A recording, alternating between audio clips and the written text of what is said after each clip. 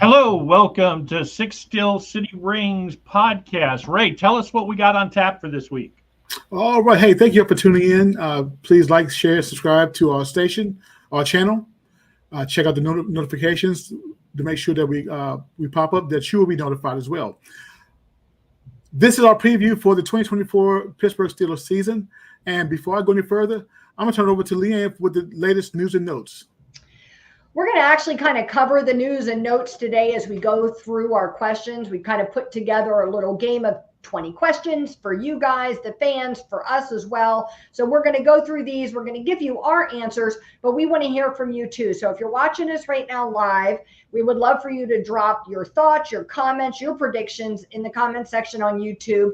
We'll happily share that online or share that during the show. If you missed getting it done while the show is actually on the air, we still want to hear from you. So give us your feedback as you watch. Absolutely. All right, let's get it started. 20 questions. Our first one is, does the Steelers defense get over or under 50 sacks? Right.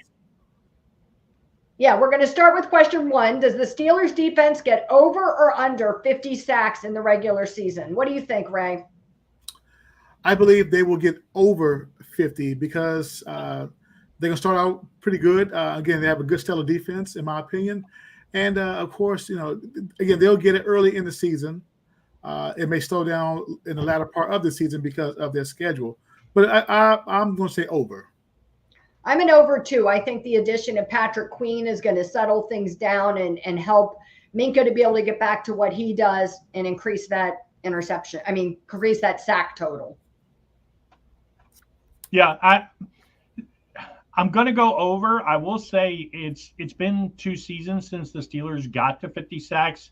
The year TJ missed half the season, we only ended up with 40. Last year, even with TJ healthy, we only had 40.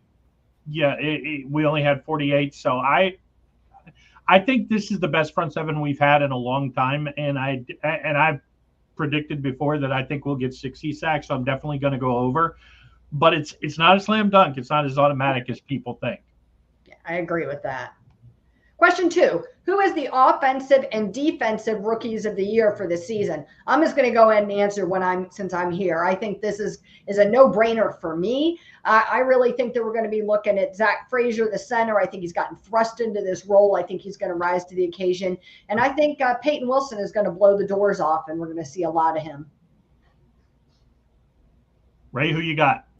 I concur. I agree with Leanne, Zach, and Peyton Wilson because, again, they look pretty good in training camp. And right now, Zach, a lot of weight is on him, but he can handle it.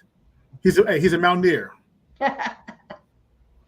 Yeah, I'm going to go a little bit in a different direction. Yeah, I do think Frazier will play all the games, and I think Fautanu will play a lot of games.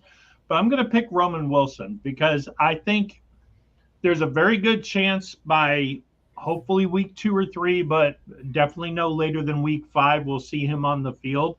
And I think because of where we are at wide receiver, I think he ends up making a real impact. And, offensive linemen are great, and Steeler fans appreciate them more than most fan bases.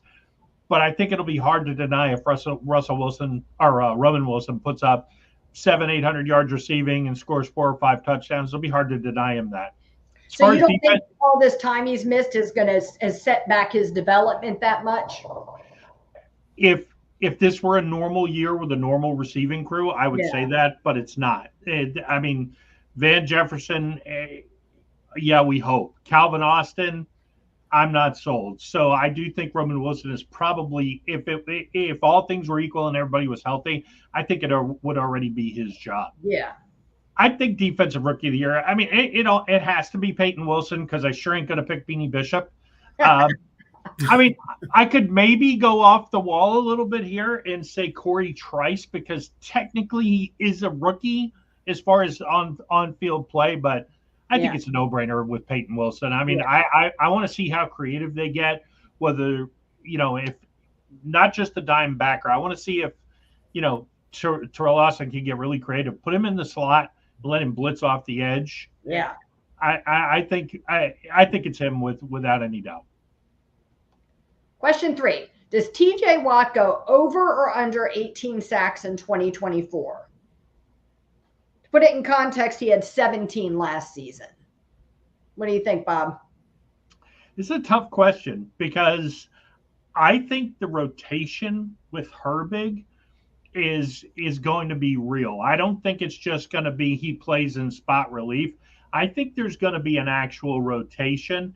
And let's face it, he's going to be 30. I mean, so now is not the worst time to start taking care of him and his health and rotating it around, especially as deep as they are. I'm going to go over because I actually think he will be more effective, but he's probably going to get less reps, and I don't think that's a bad thing. What do you think, Ray? I believe in TJ's case because he should have won Defensive Player of the Year last year. And I believe he's coming back with a vengeance. So he wants to make it known to the league that, you know what, I was the Defensive Player of the Year, hands down, and therefore it should be given to me. It's a revenge factor with him. He's going over. In fact, I believe he's going to break the sack record by Michael Strahan. Nice. I'd love to see that. It's not Michael Strahan's record. Oh, that's right. It's TJ's record. We know that, but the record there's no but. TJ Watt and Strahan are tied, but in reality, the NFL should have done the right thing. Yes. That's TJ's record. Yeah, I know. Yeah, but okay. I still, until they are right. But I understand what you're saying, Bob. I understand. Yeah. But TJ will get the record this year. I'm going to say over too. My comment from earlier about the defense stands here. I think that all of the help they brought in, Patrick Queen, I think with some of these other players, I think it will make our defense more effective and thus make TJ more productive. We have a comment on here too from Six Rings Foxborough. See if I can pull this up. They said, if you think the Steelers are getting 50 sacks, TJ has to get 18 plus. Well, there you go. Since we all just predicted him to get 18 plus, yes. That makes sense. Normally, I would agree with that sentiment, but this defense is a little bit different. It is not as TJ reliant as defenses in the past. Yeah. Highsmith will get double digits. Nick Herbig is going to be a revelation. So it's a three-man rotation, and the defensive line, Hayward, Benton, those guys, not to mention the blitzing off the edge. Yeah, they could still get, I personally, I think they're going to get 60. They could still get 60 and TJ end up in the mid-teens. Yeah, I think it's entirely possible. I mean, Highsmith gets better every season. Do you know what I mean? And the two of them together just continue to grow and get better. So I think that's entirely possible. Mm-hmm. Question 4. Which wide receiver will finish with the most yards behind George Pickens? And note that we said wide receiver and not just receiver or who will have the most receptions, very purposefully. Yeah, if you caught it. Most of us would say Pat Freiermuth. Right. If just ask who was going to have the most receptions behind George Pickens. If you caught the Steelers Sanctuary podcast, poor Dave predicted first, and he picked the wide receiver, and then all three of us picked tight end right behind him, and he had to change his answer. So we specified wide receiver just for Dave. What do you think, Ray? I believe Roman Wilson will finish behind George Pickens. Calvin Austin year after year for as long as he's been there, I think he's been given a chance to shine, and he hasn't done it. He hasn't lived up to the standard. So I believe Roman Wilson. I think he's going to do that. He's going to be that diamond in the rough this year, and which leads to he will be the offensive rookie of the year for the Steelers in my book. Yeah, I'm going to say this. In the 1980s, the Washington football team, will be politically correct here, had a group called the Smurfs. I have coined the phrase for the Steelers wide receivers beyond Van Jefferson and George Pickens as the Lollipop Guild. And since I'm taking Roman Wilson as my offensive rookie of the year, I do think he will also end up as the tallest member of the Lollipop Guild. There are all 5'10" and below. That he will end up being the second leading receiver behind Pickens. If Wilson struggles to get on the field and he doesn't get there till week 7 or 8, number one, we badly misjudged him, and number two, that probably means Van Jefferson slides in. Yeah, that would have been my answer. Do you know what I mean? Given that we don't know where exactly Wilson is in this healing process right now, I think it's not unique to the Steelers to be a little bit hush-hush about how all those things are going. You know, obviously, I'm assuming that this is like a week-by-week thing. Do you know what I mean? And they're just hoping he finally gets to that point that he's improved. So I agree. I think if he gets healthy quickly and starts to play and isn't hampered by this injury, I think it would be Roman Wilson. But it sounds like, you know, Van Jefferson is hot on his heels. I mean, he seems to have something to prove. He wants to, you know, wants to show that he's worth having and staying on the team and make a name for himself. So I think he's a close second. Did I miss a question? No. We're skipping 4 to 6. How many games does Russell Wilson start in 2024? Oh, wait a minute. Hey, that's a good point, Leanne. I think we did skip a question. Oh, well. It's like the 13th floor. You know what I mean? 5 is not a lucky number, so we just skip right over that. What do you think? How many games does Russell Wilson start in 2024? I was going to say 12, but based on the news we got with him not practicing, I think there's a real chance if Justin Fields plays well and he gets to start in Atlanta that he gets Wally pipped. He never gets the job back. I know there's been some, speculation. Ray Fittipaldo, Andrew Filipponi. I'm sure there's others who think that if Russell Wilson can't go and he doesn't have the relationship that Tomlin had with Ben, where Ben could not practice on Friday and walk into the building on Sunday and say, yeah, I'm playing. And he would play. There's no equity for Russell Wilson. There's no, yes, we know he's had a long career, but that doesn't mean beans as far as if you couldn't practice on Friday. I think there's a good chance Fields starts. And if he does start, I'm going to change my prediction. Wilson, if he plays well, Wilson won't start a game. Right. Yeah, I agree with that. Originally, when we had talked about these questions prior to knowing that, Wilson was going to be, questionable for this weekend, my original thought was that he was going to start 13 games this season. I figured at some point he'd be banged up. He's a little bit older. Do you know what I mean? Fields would need to play for him. We're going to win so many games that we're going to sit him at the end of the season. I don't know, whatever. But now with him banged up, I agree with you. I think if, this is a hard question to answer with not knowing, where that injury stands. If he plays this weekend, or if he doesn't, I think if he doesn't, like Bob, I agree. I think he may not ever get that job back. To me, this is going to be a storybook ending for Russell Wilson. I'll say 9 games. Yeah. The last 9 games of the regular season, because I believe Justin Fields is going to come out looking good, which is fine. He's going to hit a slump for quite some time. Then at the halfway mark, I believe Tommy will then pull the plug and put Russell Wilson in. So what kind of storybook ending is that for Fields? Is that a Stephen King storybook? Because that doesn't sound like the kind of thing I'm going way out there. Yes, I believe he's going to pull around the middle part of the season, and Russell Wilson will go ahead and lead the team into the playoffs. Not win. Ray, come on, man. There is no way. If Justin Fields plays well, that the only way Russell Wilson gets on the field is if Justin Fields gets hurt. And personally, I don't think that's going to happen. There is no storybook ending for Russell Wilson. As a matter of fact, if Justin Fields puts up 250, 300 yards of offense and we win against Atlanta, I wouldn't be shocked if they either send Wilson to IR or cut him outright. We don't gamble here, but we may have to make a little friendly wager, Bob. Hey, John Markman, we appreciate you joining us on this show today. Hey, John. All right, question 7. Who gets more sacks in 2024, Keanu Benton or Cam Hayward? And I already know Bob's answer, so he's not allowed to talk. I'm just kidding. I'm going to say Cam. I know that that's not going to be the popular opinion with Bob, but I think that Cam definitely feels like he has something to prove this year. I think that Keanu will play well and play a lot, but I think Cam is still, the OG, and I think he'll come out and show this year that he's worth the contract that he was just given. OG? Okay. All right. I like that.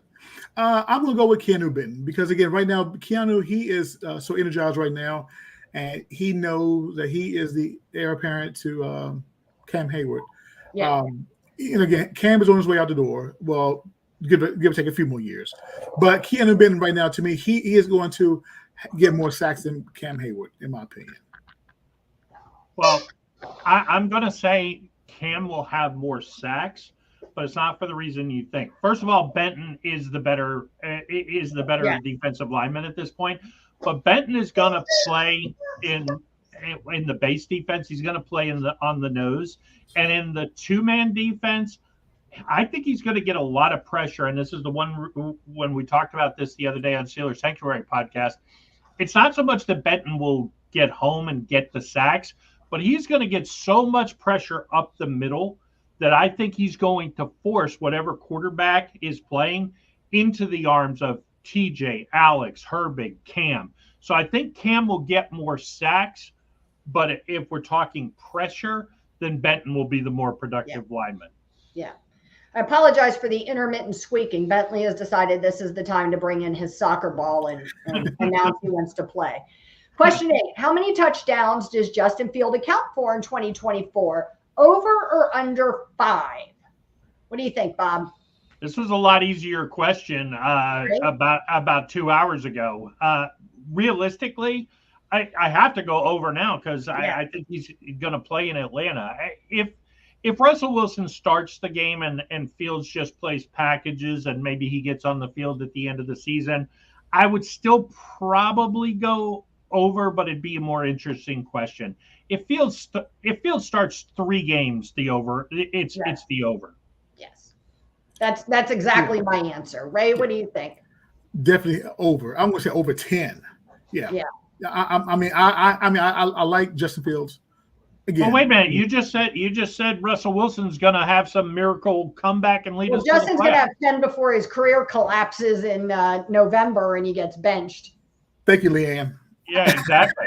Oh yeah, here comes Zach. Here comes Zach. He's just in time to answer. Yeah, we'll get him on the hot seat as soon as he adds himself. Come on, Zach. Zach. There he is. Hey, everybody. Hey, there we go. Okay. This is a really easy one. Oh goodness, these comments are just brutal already. That's going to be an under for me, or maybe right at 5. So like I've always said, if we see. I understand packages here and there, but the more I see of Justin Fields, the less confidence I feel like we have in Russell Wilson. Yeah. So I'd rather not bring that on sooner than necessary. Those packages are realistic. Like, let's say Wilson starts, he's magically fine. This was all to mess with, Raheem Morris's head or something, and Wilson is fine, and he plays Sunday, and he holds down the fort well enough to keep the starting job, at least for the time being. Do you think that we'll really see many of those packages of Fields coming in occasionally? Yes, I believe so. Because I think at this point right now, it's put up or shut up time for Mike Tomlin. He got that contract extension. And again, he's on the hot seat. Yeah. But Ray, if you believe that, then you have to believe that Justin Fields is going to start on Sunday, because you cannot, in a make or break year for your coaching life, turn around and say, I'm going to play the guy who didn't practice on Friday, who I've never had start a regular season game for me. I think this is a big deal. I mean, I think Tomlin has a bigger risk if he does go with Wilson. And let's say, because the calf on an older quarterback is a precursor to the Achilles. Yeah. It's what happened to Aaron Rodgers. He had the calf and then he blew out the Achilles. So let's say Tomlin puts Wilson out there knowing he's hurt. Yeah. And then something happens to his Achilles. He's got a lot of explaining to do. Our If friend you want- John thinks we should send him to New England. Yeah. Russell Wilson, absolutely. I'm all for it. You can have him. Tie him up with a pretty bow and send him on his way. All right, question 9. Who has more holding penalties, the offensive line or the defensive line? We're talking about for the 2024 season. No, the defense in general. Oh, defense in general. Sorry. Oh, so we're including like the Joey Porter holding and stuff like that. Yeah. That Exactly. that makes it difficult because That in does that make it case I think difficult. it's Troy Fatano versus Joey Porter Jr. who has more holding. had It to just look depends it on up. those two. I had to look it up because my brain works that way. So I know that the players aren't all the same, but last season, the offensive line had 7 holding penalties and the defense in total had 10. Yeah. By far the worst defender, Joey Porter Jr. with 3. And personally, I don't think a defensive back holding occasionally, as long as it's not every game. But Right. if you're telling me every other game Joey Porter's going to get a holding penalty, I'm okay with that I because actually thought as a rookie that he didn't hold nearly as much as I expected him to after all the talk about how grabby he was, do you know what I mean, and what you saw at Penn State. I didn't think he held nearly as much as I expected. I expected to be worse. I don't want to. Yeah, go ahead, Zach. I was going to say what John said. That I'd rather have a holding penalty than a pass interference. Yeah, John's absolutely right with that. And I think it all kind of, if we wouldn't have been told over and over and over, Joey Porter's handsy, Joey Porter's grabby, Joey Porter, I think we wouldn't have looked as hard at that. But I was on the lookout for that every time Joey Porter did that. And if I was on the lookout, for it, the refs were on the lookout for it, because I don't care what you say about being impartial. You saw who was it? Was it Staley?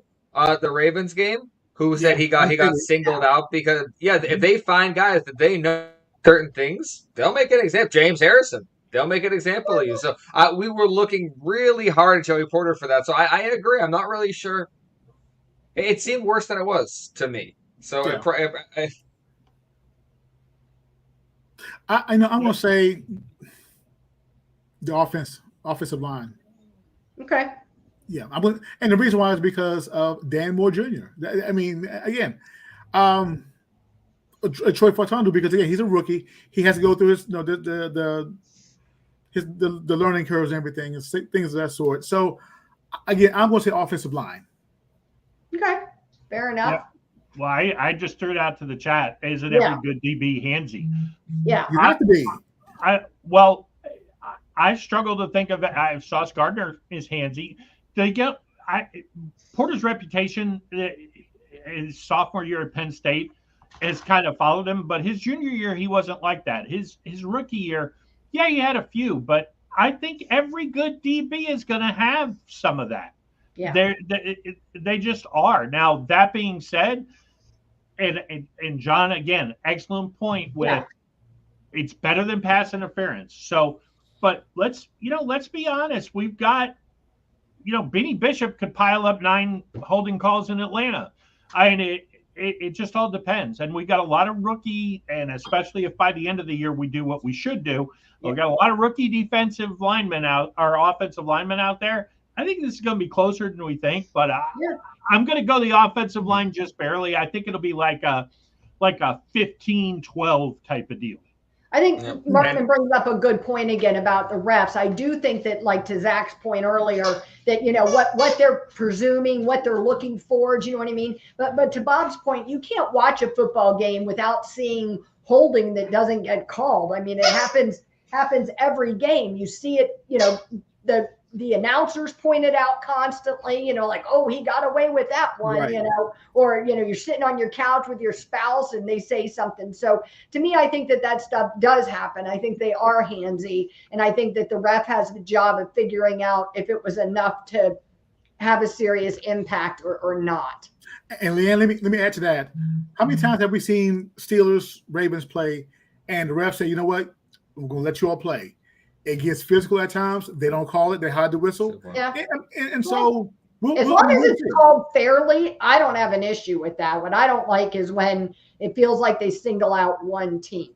Okay, question 10. How many tantrums will George Pickens throw over targets in 2024? I'm going to answer because I got faith in my boy George. He is going to throw exactly one tantrum this season. I think he has turned over a new leaf. I think this new wide receivers coach has him on a short leash, so to speak. I think that maybe, I don't want to throw any shade at Deontay Johnson, but I think maybe the two of them together caused friction that now won't be there. I think Pickens is going to be looking to get a big contract and needs to be on his best behavior. So I think, everybody throws one tantrum. That's reasonable. That's normal. You're going to have a day where you're upset, but I don't think it'll be more than that. I'm legitimately fine with him throwing as many as he's like, as long as he's putting up the numbers to back it up. Like be Terrell Owens, do your thing, but you gotta have Terrell Owens numbers. That's kind of my rule, because every wide receiver that's like that has some diva in you, and you have to perform like that. So if we're seeing last year where it's kind of iffy and we're looking for that, and he's throwing a ridiculous amount of tantrums, then yeah, I'll be a little upset. But if he's doing awesome, then yeah, he should get the ball and he should get upset when he does that. That's the kind of attitude I want from him. You know whose tantrums we weren't complaining about early in his career was Antonio Brown's. He threw plenty of them, and fans didn't have a whole lot to say because, to your point, he was out there producing. Right. Yeah. I'm going to say 5. I'm going to say 5 because right now, to me, I believe Pickens has the upper hand when it comes to, again, the contract year is coming up for him. So therefore, I mean, again, he has leverage his way. Right. 5. Right. There's no way he's going to throw 5 tantrums over target. There's nobody else to throw the ball to. I mean, I picked George Pickens in every one of my fantasy drafts. I'm so happy. If the Steelers only throw the ball 20 times a game, he's getting 17 of those targets. You know what? I'm going to go through, when we're done with the show, I'm going through and writing all our answers down, and we're going to go them when the season ends, and then we can see. We get everybody's answer on that one? Yeah, I'm with Leanne. I think it's at most 1. At most. All right, question 11. Will the special teams generate more scores than they allow in 2024? I think this is an interesting question considering the change to special teams this season. I think that this makes looking at this question a little differently than you would have looked at it last year. What do you guys think? This is a good one here. This is a very John Markman. We don't have a wide receiver 2 in Pittsburgh. It's our tight end, Pat Freiermuth. Yes, exactly. Maybe Van Jefferson, but maybe Roman Wilson if he gets healthy. But right now we've got George Pickens and then a big gap and then a bunch of depth. Yeah. Although speaking of Freiermuth, apparently we do have enough faith to keep him around for a bit. That's coming up in a minute. That's coming up. Hold that thought. You get it. You didn't miss that question. Nope. All right. So what do you guys think? Special teams, more scores. I like this because kind of coming in, I kind of felt confident in the special teams. I did not like what I saw out of our special teams defense in the preseason. It looked leaky. It looked like 2001 Patriots special teams are going to end up beating us kind of thing. So I don't know if we can score enough to balance that out if we don't fix it, especially in this weird kind of hybrid year for kickoffs. So I'm going to say we'll allow more. Yeah, as much credit as Danny Smith gets, and he's been around a long time. He's not terrible, but we have had teams in the past that have had lapses in coverage. Not even for the whole season, but there's always 2 or 3 games a year, it seems, where we're just a wreck giving up yards. So we haven't returned a touchdown for on a kickoff or a punt in a long time. I want to say AB might be the last guy to do it. So I'm going to say that I think it will give up more. Not that we'll give up a lot, but I think 1, maybe 2 scores will give up returns, maybe a block punt. I think we might get a block punt, but I think that's more likely than Cordarrelle, who, if anybody could do it, it'd be him running back a kickoff or Calvin Austin running back a punt. Yeah, I believe they will allow. I mean, it just Yeah, I mean, I agree with Bob. Like I said, it's just, to me, I think there's going to be a slip up somewhere in special teams, and they will allow the score. So um, it's going to be unfortunate that they do that, but um, you know, Yeah. yeah, they will allow. That's my opinion. Yeah, I'm going to be the lone dissenter here. I think that we're going to generate more. I think this is going to work to our favor. I think Miles Killebrew is going to continue to have like a Pro Bowl worthy season. So, I don't think it'll be by much. You know what I mean? It's not going to be like that's going to be our primary means of scoring. But I do think that this will be the year with this new process where our special teams unit bounces back. All Hey, right. just quick, I see Six Rings ask if they think we will give up more than 50 sacks. If Russell Wilson plays more than 12 games, yes. If Justin Fields plays, no. Wilson got sacked 45 times last year and 55 times the year before. So 50 sacks with Russell Wilson back there, very possible.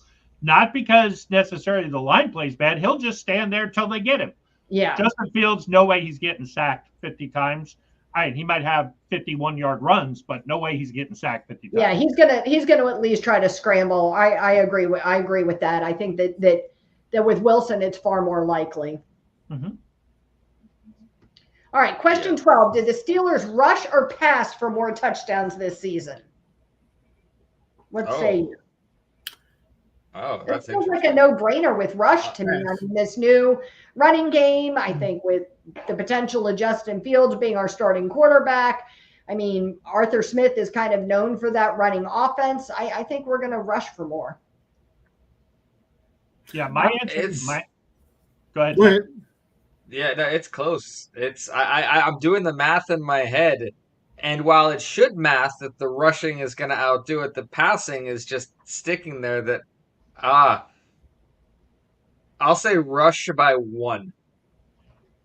Well, I had a very different answer to this question last night because Russell Wilson threw 20 red zone touchdown passes last year out of 27 or 26 touchdowns. Now, if Wilson was playing, I think because he is one of the things he still does well, he's an exceptional red zone quarterback, that I think this would be a no-brainer. The passing touchdowns allow to the rushing ones.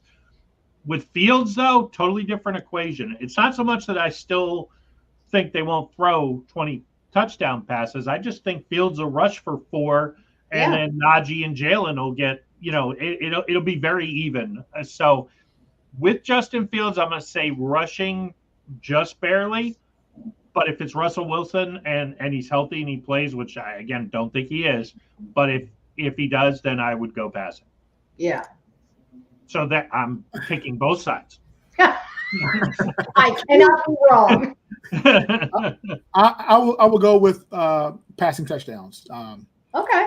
Again, the quarterback room situation, they have a lot to prove. So therefore, I mean, again, to me, the short answer is passing room, in my opinion. Yeah. I would love to see Najee get 1,200 yards rushing and say 12 touchdowns. I would love to see that. Yeah. But it's going to rely on the arm. That brings us to John's question, which I think is a good one. We'll talk about this real quick. At what week will they determine next year's quarterback isn't on the team? Stay tuned. That's one of our questions. I think that's question 18 or 19. Yep. Oops. At the wrong one. All right. Question 13. Does Mike Tomlin win more or less than 2 challenges in 2024? Oof. Oof. Less. See, I never really understand the moments he chooses to challenge, and I honestly, at times it seems more of like a weird extra use of a timeout rather than a challenge. So I'll say he'll win less, and John agrees. John does agree. Yeah. I totally agree. I don't see it. Maybe he'll win 1 for luck, but no way he's getting 2. I don't think he's won 2 in his whole career. You guys know that I want to be like, I'm the most optimistic fan about everything. And I looked at this question and tried a million different ways to get myself to justify saying more. And I just think that he picks weird times to throw the challenge flag. And I think that the referees hate him and we never have him go our way. And so I just don't see it. I think they try to throw him a bone every year so it doesn't look too obvious that he's slighted by the referee official group. But I'm going with more. okay. Okay, Taking right. my spot as the most optimistic fan in this question. I'm going with more for the simple fact. Look, things have to change. It can't be the same with these damn lost challenges. I'm sorry. He's going to win more than 2 this year. Bank on it. Yeah, okay. We're going to have this all to go over. Question 14. Who's for more total yards, Najee Harris or Jaylen Warren? Oh, damn. This is a tough one here. Oh, gosh. I'm going to say Najee while you guys are thinking. I think it's going to be Najee. I think he's going to have a monster season. I think he's going to be looking to get himself paid. I think he's angry about being slighted. I think he tends to get more carries than Jaylen anyways. I think Jaylen Warren is a little dinged up right now, so he may have a little bit of a slow start. So I'm going to say Najee. I don't think it'll be by thousands, but I do think he'll have more. No, I don't think Najee's going to get involved enough in the passing game. I think Najee will have a much better rushing season than Jaylen Warren did, but Jaylen Warren is going to be a weapon in the passing game, and that's what's going to put him ahead in total yards. So it was rushing Najee easy. Not slighting Jaylen Warren and his contributions to the team at all. Like I think he's invaluable, especially in the passing game. I don't think it's as much of a slam dunk for Jaylen. I think they'll both have over 1,000 combined rushing and passing. Najee will have more rushing yards than Jaylen. Jaylen will have more passing yards than Najee, but it won't be such a disparity like, okay, Najee's in, they're going to run. Because remember, Najee set the Steelers rookie reception record with 74 with Ben. So I think he'll catch a few more passes than we give him credit for. Jaylen's the better receiver, though. Yeah. But I'm going Najee, who also led the team in total yards last season. Yeah. Which answers John's question, John asked who had more last year, and it was Najee. Right. And then the other John has a question too. Win-loss record. We're getting there, John. Yeah. I think John got a preview of our slides. That's what it is. We're getting there. Are you friends with Bob and he showed you the slides? I'm going to go Jaylen Warren. I believe that, the focus will be on Najee Harris as the feature back, and I believe they're going to try to really stop him, of course, But Jaylen Warren, he's more elusive than Najee Harris is. I will go with Jaylen Warren, in my opinion. Okay. Question 15. Who starts the most games at left tackle in 2024? This became a considerably harder question than it should have been, given all of the stuff that's going on with Troy Fautanu being injured and not being 100% sure exactly when he'll play and what he's going to be ready to do and all of that. So what do you guys think? I'll say Fautanu. I'm Broderick Jones. Sorry. I'll say I'll say Broderick. That I'm counting on it. I'm being incredibly positive and looking at Fautanu's remarkable comeback from what was supposed to be a couple weeks out to full participation as meaning that all the shenanigans and tomfoolery that has been going on with his offensive line can stop. So I'll say Broderick. I'm going to say Broderick also. Now, Dan Moore, again, he has more than 9 lives. Because somehow he just ends up, starting at left tackle. He will start some games, but not as much as Broderick Jones. Broderick will get it. Yeah, before I answer, I'm going to just throw back to John's questions about the offensive line. I wouldn't say 97% of O-line. I think that's a little facetious. I get the point that you're trying to make there. But at the same time, the Steelers' offensive line makeup has been they've trended so youthful. Guys like Mason McCormick, who might already be better than James Daniels, Spencer Anderson is coming on strong. He's not as good as Isaac, but he's a good defensive lineman, or offensive lineman. I think it really boils down to the tackles here. Broderick Jones had better get the most starts at left tackle. If he doesn't, you hear me say it every week, if Dan Moore, and I'm going to triple down on this prediction, if Dan Moore starts more than 4 games at left tackle, we will not win more than 7 games.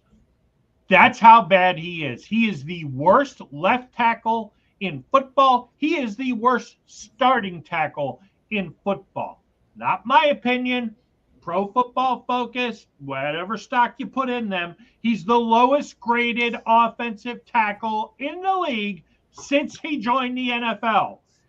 It's coaching malpractice, and I personally think Dan Moore is a Mike Tomlin vanity project, and if he starts more than 4 games, you know my opinion. Pat Meyer, Mike Tomlin, you got to go. Mark Caboli brought it up yesterday when he was on the radio, and he said, look, people can say what they want about Dan Moore. He's outplayed his draft position. And frankly, we bought in 2 first-round draft picks, and neither one of them have been able to beat him out of a spot. And, been able to or haven't been allowed to, because it is ridiculous that the lowest graded tackle in football can't be replaced by 1 or 2 first-round draft picks. There's something else going on there. I firmly believe, I advanced this the other night, I firmly believe Mike Tomlin has lost control of the draft process, and this is his way to stick it to Omar Khan. I think there's a reckoning coming between Omar Khan and Weidl's drafting and Mike Tomlin's coaching. And I'm sorry, I think Omar and Weidl are going to win. Yeah, I don't think that. All right. Did everybody get their answer in? Yes. All right. Question 16. Are you happy Pat Freiermuth signed an extension before kickoff on Sunday? Woo, woo, woo. Yes, because he's going to have a very good year. And if we didn't do this, we were not going to be able to afford him. So this is going to look like a deal at the end of the season. We're going to look really, really smart for doing this. Yeah, yes, it's long overdue for a tight end to re-sign like Pat Freiermuth. I thought a few years ago Jesse James was going to re-sign, but they didn't. But however, I'm glad that Pat Freiermuth re-signed with the team for extension. Again, another asset on the offensive side. He will complement George Pickens in the passing game. But like I said, I love this extension. Can't wait till Sunday. I'm just glad we cancel out any dramatic talk about how well he's doing and whether that means they'll sign him, you know what I mean, as the season goes on. So, as I think that's going to be a big topic of conversation already with Najee Harris. And so I'm glad we're not going to also be doing that about Cam and Pat. Yeah, but I mean, bottom line is we got him for less than the franchise tag is 12.65 for a tight end this past season or this coming season. So we got him for less than the franchise tag. So it's a team-friendly deal. We don't know what the guaranteed money is just yet. But that being said, knowing the Steelers, it's no more than half the contract guaranteed. So they could get out of it in 2 years. I believe 23.6 guaranteed. Okay. Well, this is not as much of a slam dunk as everybody thinks it is.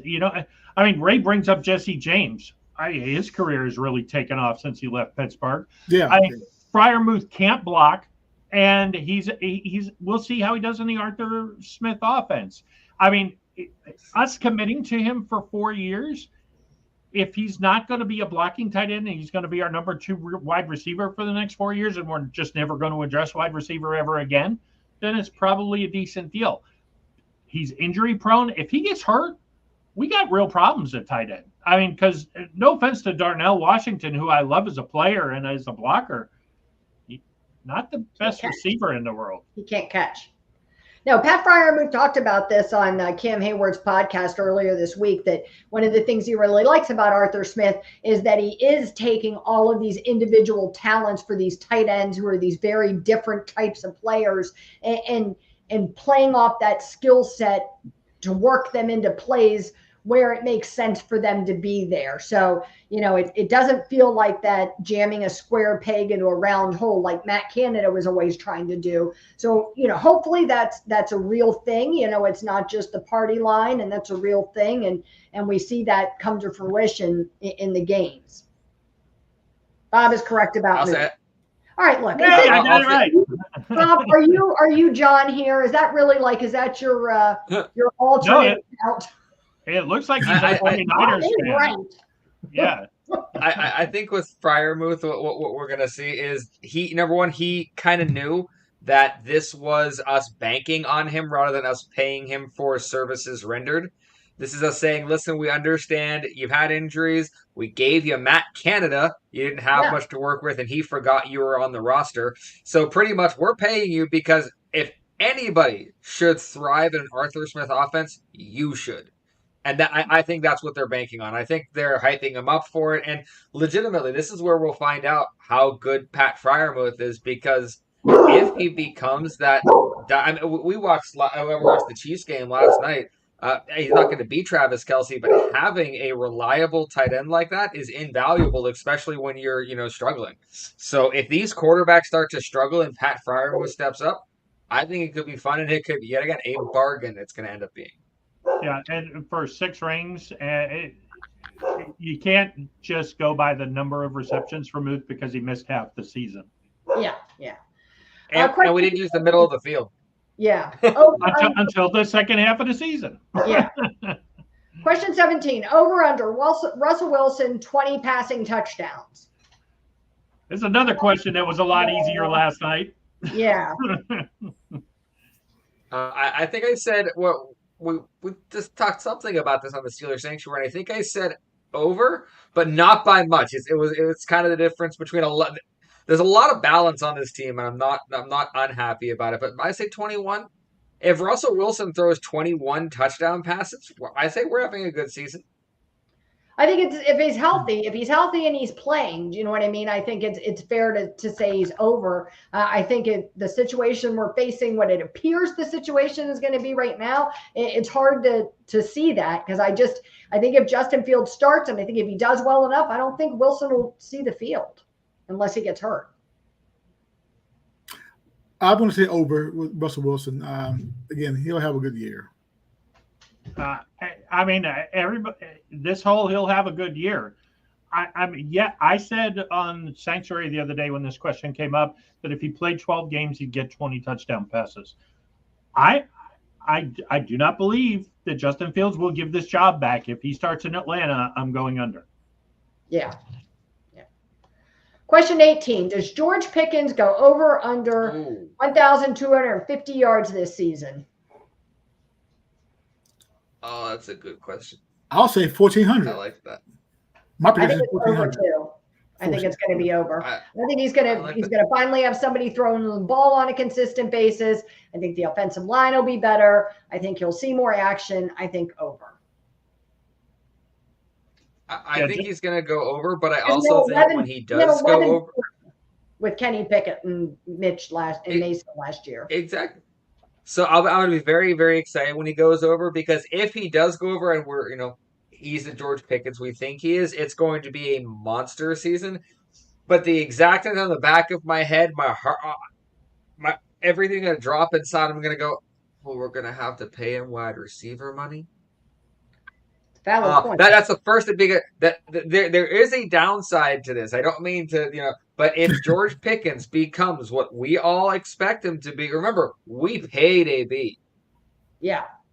Yeah. So we're gonna and that was cheap compared to now. Maybe that's a good problem to have. Do you know what I mean? And somebody performs so well that we actually want to pay them instead of paying people who.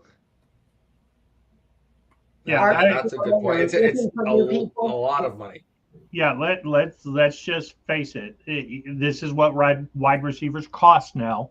You're going to pay him either way. If you don't pay him, you're going to have to pay somebody else. Yeah. Unless you're just going to always go with rookie receivers, right? Which is kind of a Steelers thing to do. But generally, the only guys they've ever paid are Hines, AB. They paid Deontay for some reason. And I think they'll end up paying Pickens. It's I do too. John saying he didn't have a quarterback.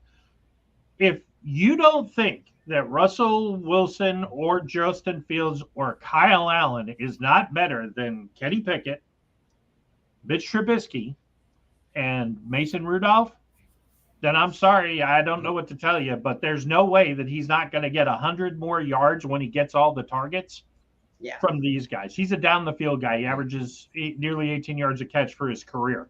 He's a down the field guy.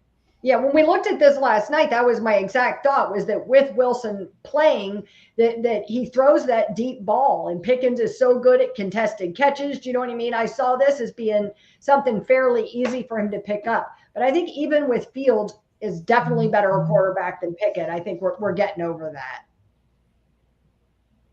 Yeah. We better hope he does, or it's a rough fantasy year. Keep our fingers crossed for you. Yeah, I'm good. Trust me. When you guys see the targets, you're going to be like, oh my God, how is he getting all these targets? And for people who aren't Steelers fans, it's important to understand that you have to take it with a grain of salt when we talk about what kind of offense we're looking for. When we talk about a great offense, we're not talking about the Chiefs. We're talking about better than what we've had. We're just talking about NFL ready offense. That would make us happy. So what everyone else is talking about all of these massive stats, we don't need that. We just need to be better than we were. So it's a grain of salt with how we talk about this offense. Especially considering how well we do with no offense. And bear in mind, George Pickens, if it's any indication, let's say Fields does take the job and runs with it on Sunday. He targeted DJ Moore 136 times last year. He had 96 catches for 1,364 yards with Justin Fields throwing him the ball. So George Pickens is better than DJ Moore. And I think he'll get that same volume of targets. Yeah, I think this is a no-brainer for him. All right, question 19. George Pickens, he gets that. Yep. Yeah. Does the defense go over under 16 interceptions this season? For a point of reference, they had 16 in 2023. I'm gonna say under. You know what? I'll say over. That front seven is better than it was last year, and I think they're gonna force a lot of throws that shouldn't have been thrown. A lot of duck throws. They're gonna get in quarterbacks' faces. A lot of tip throws. So I'm not sure if I'm gonna give the secondary credit for having most of the interceptions that are gonna happen, but I think we can credit the front seven for the amount that are going to occur. Agree with that. I'm going to say under. Okay. Ray. Bob, what say you? Yeah, for a Beanie Bishop fan, I'm kind of surprised you would say under. Do you want to know why? If you don't have faith in Beanie Bishop, I'm just going to accept and roll with that because none of us have faith in him either. So I'm saying under. Go ahead, Bob. Go ahead. Yeah, you can say under all you want. I think it's barely over because of the pressure they're going to get on the quarterback. They might give up more touchdowns than last year because I think there'll be some times where we just get absolutely toasted. But I think we'll have enough pressure on the quarterback where the interceptions will kind of wash out with the long touchdowns. Now let's go back really quick. Ray, what's up? Let's go back a few questions ago about how many sacks the defense is going to get this year. We would say over, under, what? We said 50. I've already predicted over 60. Okay, so my thing is, if we're predicting over 50 in sacks, therefore, I mean, the defense is going to make them eat the ball, make the quarterback eat the ball. Therefore, I believe at that point right there, it's going to be under 16 with interceptions. Granted, it would be nice to have over 16 interceptions. It would be nice. But over 50 sacks, it's going to be under 16 interceptions in my book. If your justification is the sacks, is no, because you're going to have quarterbacks throwing the ball under pressure. Yeah, they'll get more sacks, but there'll also be more quick throws or throws that they just throw up trying to avoid the pressure. So there'll be some cheap interceptions at the end of the game because we're getting pressure. We're not going to have less interceptions because we have more sacks. But they can also go out the pocket and throw out of bounds. Those two numbers don't equate. More pressure usually means more interceptions. But they can roll out the pocket and throw out of bounds. It's a bit. Well, you got to look at the quarterbacks we're playing. If I look at the most of the quarterbacks we're playing, these are not guys that are going to just take that sack. These are guys. So these are guys that are going. Patrick Mahomes, Jalen Hurts. These are guys that are going to try to extend Lamar the play. Jackson. Yeah. Yeah. Exactly. And with those guys, you saw it last night. Patrick Mahomes was doing everything and anything he could. Lamar Jackson's good. And just a side note, I think our speed's going to match up well with both of those teams, but just a fun little thing. Yeah. Yeah, 8-2. Right. Lamar's never beaten a Steelers number one quarterback. Oh, and John, to your comment, I think the Steelers defense is going to be better than the Browns last year. So I think we're not going to have to worry about that. So even if the offense improves by 0.5, maybe the defense can make up the other. John brings up another good point, which is that we play the Giants and Daniel Jones is good for at least 3 sacks and 3 interceptions. So that helps pad the numbers a little bit. But let's face it, that's another mobile guy. He's not easy. He's not easy to sack. It's got to be very tongue-in-cheek because he is mobile. Yeah. All right, question 20. Is the 2025 opening day starting quarterback on the roster right now? Just for John. Just for John. John, what say you? Well, when we were on Steelers Sanctuary, I think I said it multiple times. I started being called the guy who wanted to watch the world burn. I'm one of the few Steeler fans where I'm like, you know what? I've watched football for a long time, and if we have to go through a couple really, really terrible years to get back to where we need to be rather than this non-losing stuff, I'll take it. And one of the biggest parts for me is if it all goes to hell, then that rookie quarterback with maybe a coach who knows what to do with him. All that. So I'm kind of saying no at this point, just because I'm worried that if this season becomes a non-losing one with like the playoff berth, it's going to be rewarding bad behavior again, and we're going to continue a cycle that we shouldn't be in. And I've seen it happen for too long, and I think we might need the kind of jolt that it would take for something like this to mean that it's not on the roster right now. So I'm gonna say that. Who wants to go next?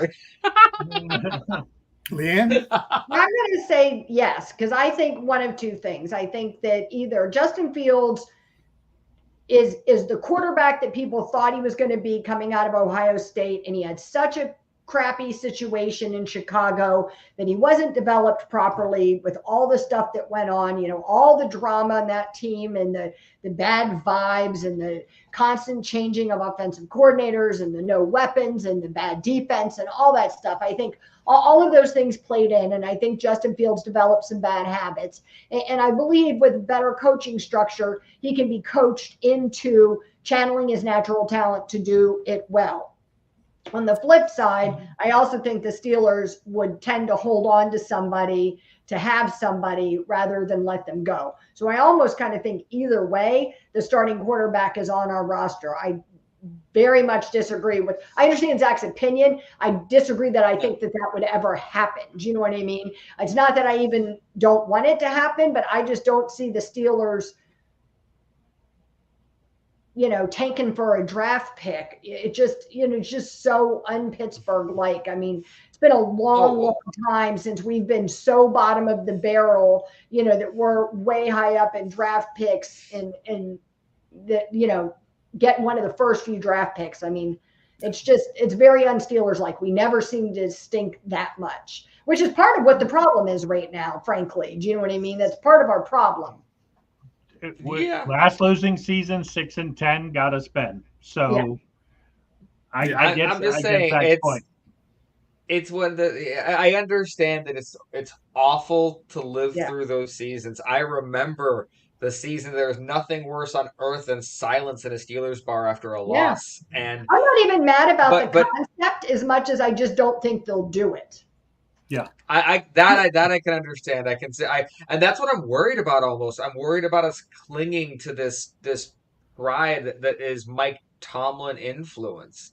That I'm trying to think. Can you imagine Bill Cowher, kind of be? In my opinion, Bill Cowher would say something along the lines of, "Well, that's just kind of being okay with being okay."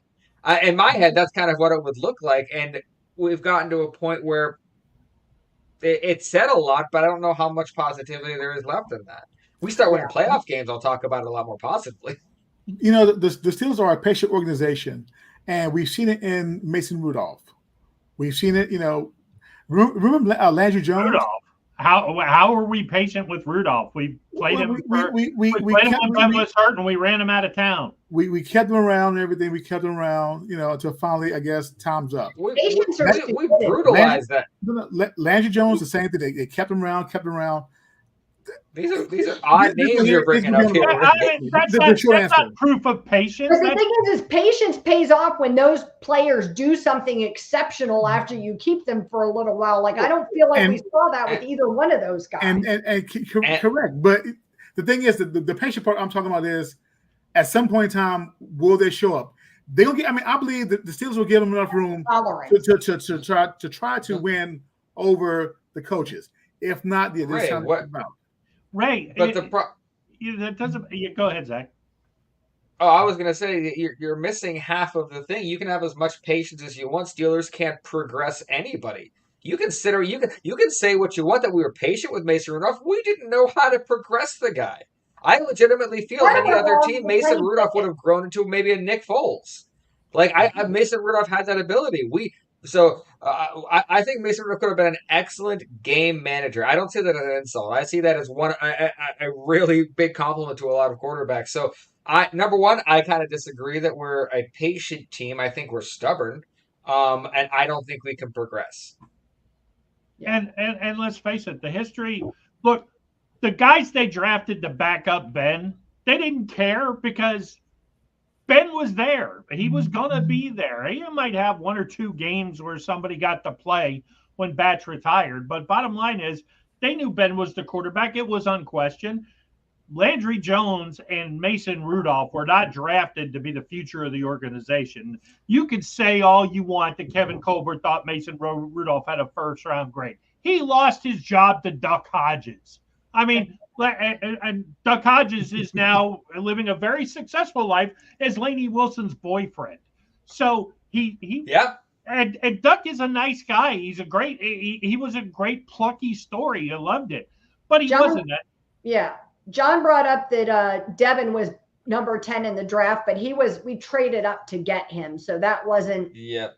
That we sucked so bad. Please don't remind us of that. That makes it even worse. Yeah, I was about to say thank you for bringing that up. Goodness. Yeah, I do agree with John's point though about Mahomes being 10 in the draft. I mean, look at, obviously the shining star example you're going to always hold up is Tom Brady. So I don't believe that you have to be like 1 or 2 in the draft is the only way you're going to get a decent quarterback. I don't think that's the case, but I think you have to have a succession plan and you have to have a plan to develop that player when they arrive there. It's not good enough. This isn't the 1970s where the guy sits on the bench for a little while and by osmosis somehow learns to play professional football. You have to, they have to work to develop these players in these really difficult systems they have now. Yeah, and for John who's asking about progressing quarterbacks, hey, this is the Steelers we're talking about. Maybe the worst franchise in NFL history at developing quarterbacks and judging quarterback talent. Want to hear some of the gems we've done? We had in one roster Johnny Unitas, Len Dawson, Earl Morrall, and Jack Kemp. We cut Johnny Unitas before the season. We traded Earl Morrall, who was the starting quarterback for a couple of years. We gave away Len Dawson. We gave away Jack Kemp. So we couldn't judge the quarterbacks, and that wasn't the first time, and it certainly wasn't the last that we misjudged. We signed David Woodley to play over Mark Malone in the 80s because we didn't think Malone was ready when Cliff Stout, after a stellar year leading us to a blowout loss in the playoffs, they signed David Woodley from the Dolphins, who had just drafted Dan Marino, because they knew David Woodley was terrible. Yeah. We benched Cordell Stewart for Kent Graham and Mike Tomczak. Yeah. Not that Cordell was great. I mean, he was the best one-hop passer I've ever seen. But the Steelers, we got it right with Bradshaw, although we did it. It took time. It wasn't did everything he could. Yeah, he did everything he could to get rid of Bradshaw. Jim Gilliam, Terry Hanratty. So we got it right with Bradshaw eventually, and we got it right with Ben. We haven't gotten it right. The only other guy that, as far as I'm concerned, who ever played really, really good quarterback for the Steelers is Tommy Maddox. Okay, I'm cutting you off there. That's enough. Bob is cut off. Somebody cut his microphone. Oh, that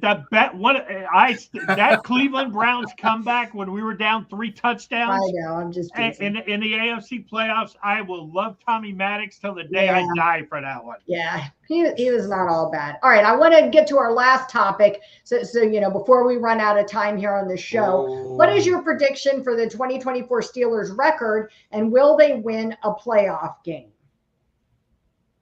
I'm trying. I don't want people watch. I think 10-7, 1 playoff win, lost in the next one. I'll do it. I did this on Joe's podcast the other night. He has me down as 10-7. I was really 11-6. Nobody would listen to my screaming about a Christmas miracle, and they marked me down for a loss. So, I mean, that's where I am. I think it's going to be a much better season than people think. I will say, for everybody who's laughing at me, I'm usually the person that only has us losing like 2 games or like 3 splitting the division games or something. So it's a big improvement for me this year. 11-6 for me, and they will win a playoff game. Yeah, I agree. I've got 2 opinions on this.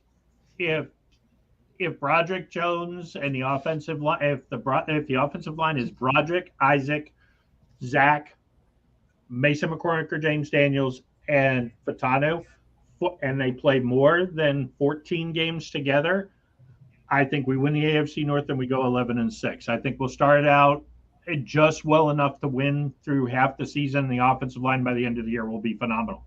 If Dan Moore starts more than 4 games, we're going 7-10 at best, miss the playoffs, and at that point there better be a real house cleaning. Yeah. Okay, last topic. Falcons versus Steelers preview and prediction. Let's keep it short. We're running late on time. We had a lot of great conversation, a lot of great questions from the people watching, which we greatly appreciate. What do you all think is going to happen this week at Mercedes-Benz Stadium in Atlanta? Zach, you're going to be there, bringing us all the good ones. I will be. I'm going to do my best to do some live stuff from tailgating and stuff for you guys. But I think this is only my 3rd game that I've seen the Steelers play in Atlanta. This is a home game for us. Yeah. So the Steelers are not playing away. It was unbelievable. I mean, how much the Steelers fans outweighed the Atlanta fans. And I will say this, in both games, even if the scores didn't show it, it never really felt like the Steelers were going to lose the game. Yeah. There's something about when we go to Atlanta. For a little while, it was weird in Atlanta. I think there was a stretch like every time we played them, we tied them or like almost tied them. But we've gotten to a point where I think we can handle them. I think our pass rush is licking their chops to get after Kirk Cousins. I mean, like really excited to see what they can do to him. So I'm expecting a win. I'll say 24-10. What do you think, Ray? Pittsburgh, 31-27. Wow, that's a high-scoring game. Defense allowing 27. If Kyle Pitts has most of those, I'll be okay because he's my fantasy guy. Pretty sure isn't he still questionable, or did they upgrade him? No. He's still doing his Pitts thing, which is being hurt. So, is he playing possum? He's playing possum. Yeah. Bob, what do you think we're going to do? I think it's really going to come down to the rushing battle. If they can stop Bijan Robinson and Algiers in the run, I think those Robinson especially will get loose in the passing game. I think depending on Pitt's health, which I don't think he's 100%, but he's a talented guy. Drake London doesn't scare me. I think Joey Porter can really play well. Drake London is big. I don't see him as really fast. And I think Joey Porter Jr., that'll be a nice matchup for them. I think the defense gets home against Cousins. There's no way we're scoring 31 points. I mean, if we do, it's a couple of defensive touchdowns. Especially if Fields plays. I think it's 20-16, and we're up 20-10-ish, or 20-9 maybe in the 4th quarter, and the Falcons get a late touchdown because the Steelers like to make things interesting, and we hold on at the end. You'll all be shocked that Bob's dark alter ego, John, chimed in and agree with him that they're in that same window, 7-10 or 10-7. O-line determines. What a surprise! By the way, how did I not know that Drake London was big? When Bob said that, I was seriously about to correct him, and I'm like, wait a second, he's a tiny guy. He's 6'4". On screen, he does not look that big. Like I remember how did I miss that? Dude's huge. Yeah. Oh no. I think the game will be lower scoring than Ray predicted. I do think that Atlanta's defense is better than people are giving them credit for. I think that, they made a lot of changes. And so I think a lot like looking at the Steelers offense where there's so many new pieces. I think Atlanta's defense is like that with a new coordinator and a bunch of new players. So I think it'll be a little bit of a battle of the two teams that don't know each other very well or don't have good film on each other. So I think it'll be interesting. I've got us more down like 21-17, something like that. Steelers win, of course. How much do you guys think Arthur Smith, even if he doesn't talk about it, that this just means a little more to him? It's got to. I mean, how can it not? I mean, you're a human being. Do you know what I mean? I thought it was really interesting. I will get his name wrong, but I think his name was like D. Orlando something. He's a reporter in Atlanta, a beat reporter for the Falcons, and he was on 93.7 this morning, and they asked him about Arthur Smith, and I was shocked at how much he came to Smith's defense and really indicated that a lot of the problems in Atlanta are with ownership. Do you know what I mean? He said, everybody gets mad. He said, they say, well, he didn't run Bijan enough. He'll say, he ran Bijan plenty. The kid was a rookie. He said, the bigger issue was that you had quarterbacks that couldn't get the ball to wide open receivers. He said, so he took the blame for a lot of stuff he felt like that wasn't necessarily his fault.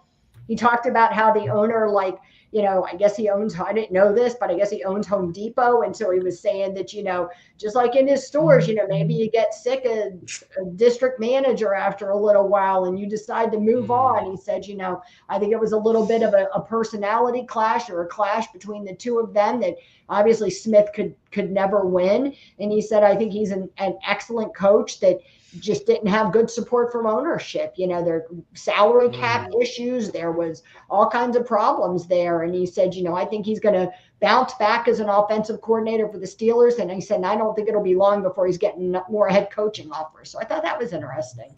Yeah. And let's face it. I mean, first of all, Arthur Smith didn't manage the Atlanta offense badly. Fantasy football people who drafted Bijan Robinson way too high got mad because he actually gave carries to Tyler Algier, who was a great running back the year before. So there was always going to be a split. And he used Bijan Robinson more than people think last year from a fantasy perspective. I think he wants to show what a tandem really should look like. And I don't think it's going to, especially with Fields in there. I could be totally wrong.